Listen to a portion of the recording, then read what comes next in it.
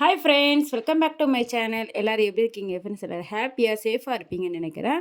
So இன்றைக்கி இன்ட்ரெஸ்டிங்கான யூஸ்ஃபுல்லான டிப்ஸ் இந்த வீடியோவில் பார்க்க போகிறோம். ஸோ இந்த வீடியோ ஸ்கிப் பண்ணாமல் பாருங்கள். வாங்க யூஸ்ஃபுல்லான டிப்ஸ் வீடியோக்குள்ளே போய் பார்க்கலாம்.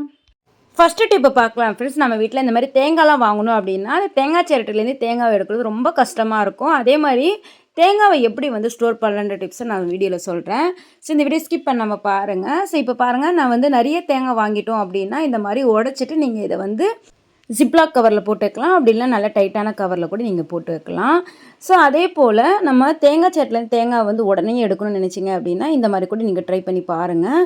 ஸோ இப்போ இது வந்து தேங்காய் வந்து நான் ஃப்ரீசரில் ஒரு அரை மணி நேரம் வச்சு எடுக்க போகிறேன். இது அரை மணி நேரம் வச்சு எடுத்ததுக்கப்புறம் வந்து இந்த தேங்காய் வந்து தண்ணியில் ஒரு 2-3 செகண்ட் அப்படியே போட்டுட்டு அதுக்கப்புறம் வந்து கத்தியை வச்சு நீங்கள் எல்லாம் அந்த ஓரப்பகுதியில் லைட்டாக நீங்கள் கத்தியை வச்சு லைட்டாக மேலே தூக்கி விட்டாலே சூப்பராக வந்து அந்த சிரட்டிலேருந்து தேங்காய் தனியாக வந்துடும். ஸோ கண்டிப்பாக இந்த மாதிரி ட்ரை பண்ணி பாருங்கள். நிறைய தேங்காய்லாம் வாங்குறீங்க, உடைக்க முடியல அப்படின்னா இந்த மாதிரி நீங்கள் அழகாக ட்ரை பண்ணலாம். பாருங்கள், கத்தியை வச்சு லைட்டாக தான் வந்து ஓரப்பகுதியெலாம் இந்த மாதிரி லைட்டாக கீறி விட்டுருக்கேன்.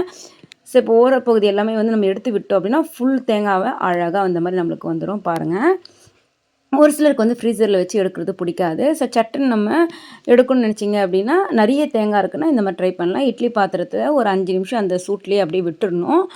ஸோ விட்டதுக்கப்புறம் வந்து நீங்கள் எடுத்தீங்க அப்படின்னா அழகாக சூப்பராக தனித்தனியாக வந்து தேங்காய் தனியாக கிடைக்கும். ஸோ 2 மெத்தடில் இந்த மாதிரி ட்ரை பண்ணி பார்க்கலாம். இதே போல் தேங்காய் வந்து நீங்கள் ஃப்ரிட்ஜில் ஸ்டோர் பண்ணணும்னு நினச்சிங்க அப்படின்னா இப்போது ஒரு 2 வாரத்துக்கு தேவையான அளவு தேங்காவை கழுகக்கூடாது. தேங்காவை இந்த மாதிரி நல்ல மெலிசாக கட் பண்ணி தண்ணி எதுவுமே இல்லாமல் உள்ளே எதுவும் தண்ணி எதுவும் இல்லாமல் நல்லா இந்த மாதிரி ஏர்டைட்டான பாக்ஸில் மூடி வச்சிட்டிங்க அப்படின்னா நல்லா சூப்பராக வந்து 2 வாரம் வரைக்குமே வந்து நார்மல் மூட்லேயே வச்சு நீங்கள் இதை யூஸ் பண்ணலாம். அடுத்த டிப் பாருங்கள், நம்ம வீட்டில் இந்த மாதிரி கத்திரிக்கோல்லாம் வந்து அதாவது ஷார்ப்னஸ் போனால் பழைய கத்திரிக்கோல்லாம் வந்து இந்த மாதிரி அழகாக நீங்கள் ஷார்ப் பண்ணலாம். ஒன்றும் இல்லை, நம்ம கல்லுப்பு போட்டு வச்சுருப்போம்ல அந்த ஜாரை எடுத்துக்கோங்க. இப்போ அந்த ஜாருக்குள்ளே நம்மளோட கத்திரிக்கோலை வந்து லைட்டாக கட் பண்ணுற மாதிரியே நீங்கள் அந்த உப்புக்குள்ளே பண்ணணும். இந்த மாதிரி ஒரு 3-4 செகண்ட் நீங்கள் இந்த மாதிரி பண்ணீங்க அப்படின்னா கத்திரிக்கோல் வந்து நல்ல ஷார்ப்பாக இருக்கும். ஸோ பழைய கத்திரிக்கோல் அதாவது ஷார்ப்னஸ் போன கத்திரிக்கோல்லாம் வந்து இந்த மாதிரி கூட நீங்கள் ட்ரை பண்ணலாம்.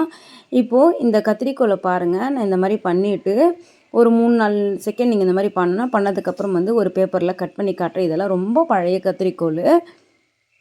ஜஸ்ட்டு வந்து ரொம்ப லேசாக இருக்குது. அந்த டிஷ்யூ பேப்பரை தான் கட் பண்ணுறேன். அதுவே பாருங்கள் நல்ல ஷார்ப்பாக கட் ஆகுது. ஸோ கண்டிப்பாக உங்கள் ரெகுலர் ட்ரை பண்ணி பாருங்கள். அடுத்து பாருங்கள், ஒரு சில டைமில் ஷாம்புலாம் வந்து வேறு எதனா யூஸஸ்க்கு நம்ம எடுப்போம். பாதி எடுத்துகிட்டு பாதி அப்படியே வச்சுருவோம். அந்த மாதிரி வைக்கிற டைமில் கீழே வந்து ஊற்றிடும். இந்த மாதிரி கிளிப்பை வச்சுட்டு நீங்கள் வச்சிங்க அப்படின்னா அழகாக வந்து நம்மளுக்கு ஷாம்பு அப்படியே நிற்கும், கீழே கொட்டாமல். ட்ரை பண்ணி பாருங்கள். அடுத்து பைசா செலவு இல்லாமல் சூப்பராக வந்து நம்ம ஒரு மொபைல் ஸ்டாண்ட் தான் ரெடி பண்ண போகிறோம். அதுக்கு இந்த மாதிரி 2 கிளிப் எடுத்துக்கோங்க. ஒரு கிளிப் வந்து க்ளோஸ்லேயும் ஒரு கிளிப் வந்து இந்த மாதிரி ஓப்பன்லேயே வச்சுட்டு இப்போ வீடியோவில் காட்டுற பாருங்கள், இந்த மாதிரியே இன்னொரு கிளிப்பில் லாக் பண்ணி விட்டு ஸோ அந்த கிளிப்பை கொண்டு வந்து இந்த இடத்துல வந்து இப்படி வச்சிட்டிங்க அப்படின்னா நம்மளுக்கு சூப்பராக வந்து ஒரு மொபைல் ஸ்டாண்ட் மாதிரி வந்து கிடச்சிரும்.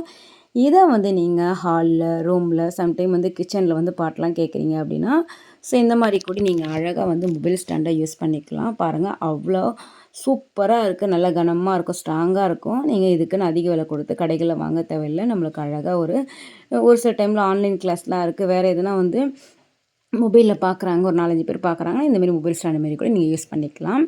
அடுத்த டிப் பாருங்கள், நம்ம வீட்டில் பொதுவாக இந்த மாதிரி கேலண்டர்லாம் இருக்கும். நம்ம பகல் டைமை விட நைட் டைமில் வந்து தூங்கும்போது அந்த ஃபேன் காற்றுல வந்து ரொம்ப வந்து அதிகமாக சத்தம் கொடுக்குற மாதிரி இருக்கும். ஸோ இந்த மாதிரி பின்னு வச்சு நீங்கள் ஒவ்வொரு மந்த்துமே எல்லாம் மொத்தமாக சேர்த்து நீங்கள் மாதிரி லாக் பண்ணி விட்டிங்கன்னா காற்றுக்கு வந்து பறக்கும் பறக்காது, சவுண்டுமே கொடுக்காது. இதே போல் நீங்கள் கிளிப்பு கொடி வச்சு நீங்கள் லாக் பண்ணி விட்டுடலாம். பின்னு தான் தேவைன்னு அவசியம் கிடையாது. அடுத்து பாருங்கள், நம்ம வீட்டில் இந்த மாதிரி செலோ டாப்லாம் ஓப்பன் பண்ணிவிட்டு ஒரு சில டைமில் வந்து அர்ஜென்ட் சமயத்தில் அப்படியே விட்டுருவோம். அடுத்த முறை நம்ம எடுக்கணும்னு நினைக்கும் போது அதனுடைய முனைப்பகுதி கிடைக்கவே கிடைக்காது. ஸோ எப்பவுமே வந்து நீங்கள் கட் பண்ணுறீங்கன்னா அந்த முனைப்பகுதியில் வந்து ₹1 காயினோ அப்படி இல்லைன்னா பின்னோ இல்லை ஹேர் பின்னோ நீங்கள் அதில் வச்சுட்டு அப்படியே லாக் பண்ணி விட்டிங்கன்னா அடுத்த முறை நம்மளுக்கு எடுக்கும்போது கரெக்டாக அந்த பாயிண்ட்டை வச்சு நம்ம எடுக்கலாம். பாருங்கள், இந்த மாதிரி ட்ரை பண்ணி பாருங்கள். அடுத்து இந்த மாதிரி கார்போர்ட் அட்டை இருந்தால் எடுத்துக்கோங்க. ஒரு சின்ன கார்போர்ட்டையும் இதை விட கொஞ்சம் பெருசான கார்போர்ட்டையும் எடுத்துக்கோங்க. ஒரு துணி குத்தக்கூடிய கிளிப்பு எடுத்துக்கோங்க. அதில் கீழே வந்து இந்த மாதிரி கன்குளி வச்சு ஒட்டிக்கிட்டேன். ஸோ இந்த மாதிரி 2 கார்போர்ட்டுக்கு மேலே ஒரு கிளிப்பு இந்த மாதிரி வச்சுட்டிங்க அப்படின்னா நம்ம சமையல் பண்ணும்போது அந்த கரண்டி எல்லாம் வந்து அடுப்புக்கு மேலே அங்கங்கே வச்சுருவோம். ஸோ இந்த மாதிரி மிக்ஸ் பண்ணதுக்கப்புறம் வந்து அழகாக கரண்டி வைக்கிறதுக்கு ஒரு கரண்டி ஸ்டாண்டு மாரி அழகாக இந்த மாதிரி நீங்கள் யூஸ் பண்ணிக்கலாம். அதே போல் 2 வச்சுட்டு நீங்கள் பிளேட்டுக்கு கூட நீங்கள் இதை யூஸ் பண்ணிக்கலாம். ட்ரை பண்ணி பாருங்கள். அடுத்து நம்ம வீட்டில் வந்து கட்டர்லாம் வந்து ரொம்ப நாள் ஆனதுக்கப்புறம் வந்து இந்த மாதிரி வந்து எப்பவுமே க்ளீன் பண்ணுங்க. அப்போ தான் வந்து அதில் பாக்டீரியாலாம் தங்காது. ஒரு பாதி லெமனை எடுத்து அந்த கட்டருக்கு மேல் போர்ஷனில் எல்லா இடத்துலையுமே வந்து தேய்ச்சி விட்டுருங்க. கொஞ்சமாக சால்ட் உப்பும் போட்டு தேய்ச்சி விட்டுலாம்.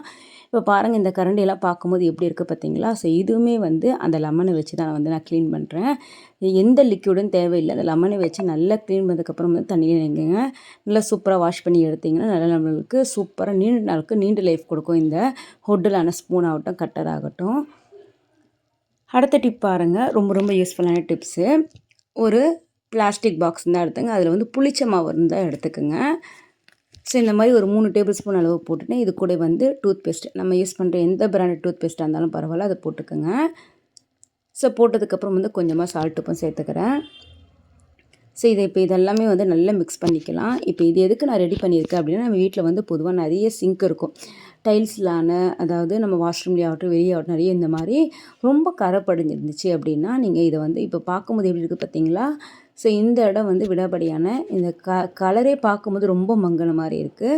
ஸோ இப்போ நம்ம ரெடி பண்ணி வச்சுருக்க அந்த சொல்யூஷன் கூட தண்ணி எதுவுமே சேர்க்கக்கூடாது. அப்படியே கட்டியாக அந்த பேஸ்ட்டு பதத்துலேயே வந்து கைக்கு க்ளவுஸ் இருந்தால் போட்டுங்க. அப்படி இல்லை இந்த மாதிரி கவர் இருந்தால் க்ளோஸ் பண்ணிக்கோங்க. ஒரு ஸ்டீல் ஸ்க்ரப்பர், வேஸ்ட்டாக தூக்கி போட வச்சுருக்க பாத்திரம் கழுகக்கூடிய அந்த ஸ்டீல் ஸ்க்ரப்பரு, தூக்கி போட வச்சுருந்த ஸ்டீல் ஸ்க்ரப்பர் வச்சு நல்லா இந்த மாதிரி தேய்ச்சி விட்டீங்க அப்படின்னா ஒரு 15 நிமிஷம் அப்படியே விட்டுறணும். விட்டதுக்கப்புறம் வந்து நார்மல் தண்ணி வச்சு கழுகுனீங்க அப்படின்னா சூப்பராக வந்து அந்த சிங்க்கு வந்து நல்லா பளிச்சுன்னு ஆயிரும். பார்க்கும்போதே உங்களுக்கு தெரியுதுங்களா எந்த அளவுக்கு. அதே போல் செவுத்தில் படிஞ்சிருக்க அந்த கரை எல்லாமே வந்து அழகாக நீங்கள் இந்த மாதிரி ரிமூவ் பண்ணலாம்.